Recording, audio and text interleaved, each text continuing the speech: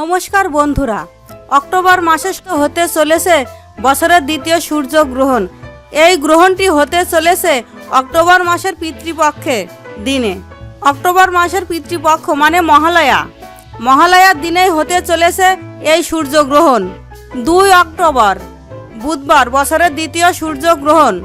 2 October অমাবস্যা এবং শুভ মহালয়ার দিনে হতে চলেছে এই সূর্যগ্রহণ।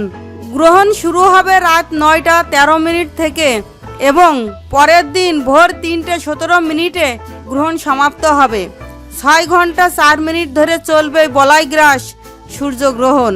ভারতের এই সূর্যগ্রহণ দেখা যাবে না। ভারতে এই সূর্যগ্রহণ দেখা যাবে না, যে কারণে ভারত এবং বাংলাদেশ এর সূতককাল মান্য হবে না। দক্ষিণ আমেরিকার উত্তর অংশ Argentina, Peru, Fiji, Chile, Brazil, New Zealand ও প্রশান্ত মহাসাগর এলাকায় এই সূর্যগ্রহণ দেখা যাবে। হ্যাঁ বন্ধুরা, আবারও বলি, বাংলাদেশ এবং ভারত এই সূর্যগ্রহণ দেখা যাবে না, তাই এর সূতককাল বাংলাদেশ এবং ভারতে মান্য হবে না। আসুন এখন জেনে নেই গ্রহণ চলাকালে কোন কোন কাজগুলো করবেন না। গ্রহণের সময় পূজা অর্চনা শুভ কাজ করতে নেই। এই সময় মনের মধ্যে ঈশ্বরের ধ্যান ও জপ করবেন। সূর্যগ্রহণের সময় ঠাকুরঘরের দরজা বন্ধ রাখুন ও মূর্তি বা প্রতিমা স্পর্শ করবেন না। গ্রহণ শেষ হওয়ার পরে স্নান সেরে ঘরে গঙ্গা জল ছিটিয়ে নিন, তারপর পূজা অর্চনা করুন। গ্রহণের অশুভ প্রভাব থেকে মুক্তি পেতে দান করতে ভুলবেন না। সূর্যগ্রহণের সময় কিছু খাবেন না। সূতকাল শুরুর আগে খাদ্য পদার্থ ও পানীয় তুলসী পাতা দিয়ে রাখুন।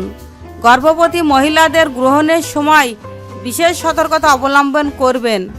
ছুরি, কাশি, তীক্ষ্ণ বা ধারালো যুক্ত কোনো বস্তুর ব্যবহার, কাপড় সেলাই করবেন না। গ্রহণের সময় যাত্রা থেকে বিরত থাকুন। এছাড়া আর্থিক লেনদেন ও গুরুত্বপূর্ণ সিদ্ধান্ত গ্রহণ করা থেকে বিরত থাকুন।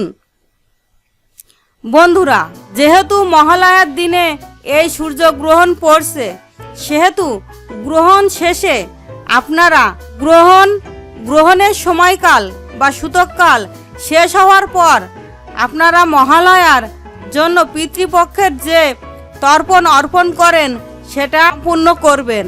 ভুলক্রমেও কোনো সময় গ্রহণের সূতককাল বা গ্রহণ চলাকালে মহালয়ার তর্পণ বা পিতৃ আরাধনা কখনোই করবেন না। ধন্যবাদ। ভালো থাকুন, সুস্থ থাকুন।